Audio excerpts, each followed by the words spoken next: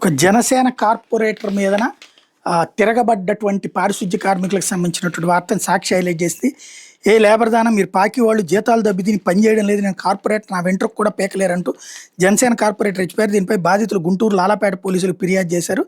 బాధితురాలు చెప్పిన వివరాల ప్రకారం గుంటూరు తూర్పు నియోజకవర్గం 13వ డివిజన్లో దేవర పద్మ పారిశుద్ధ్య కార్మికురాలు పనిచేస్తుంది. గురువారం మంత్రివారి వీధిలో పనిచేస్తున్న పద్మ దగ్గర కార్పొరేటర్ శంకూరు శ్రీనివాసరావు వచ్చి పనులు సరిగా చేయడం లేదంటే చెప్పలేని విధంగా దుర్భాషలాడారు. మహిళని కూడా చూడకుండా నోరు పారేసుకున్నారు. అడ్డుకోబోయిన కార్మికులను తీవ్ర పద్యాలంతో దూషించారు.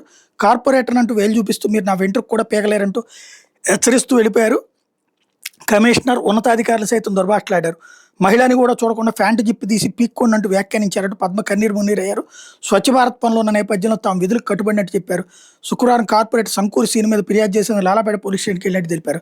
కార్పొరేటర్ 3-4 సార్లు ఇలానే ప్రవర్తించారని, పెద్ద వ్యక్తిని గౌరవించినా ఆయన నిలబెట్టుకోకుండా ఇష్టం వచ్చినట్టు మాట్లాడుతున్నారని పద్మ ఆరోపించారు. స్టేషన్కి వచ్చిన కార్మికుల పట్ల పోలీసులు అమానుషంగా ప్రవర్తించినట్టు పద్మ వాపోయింది.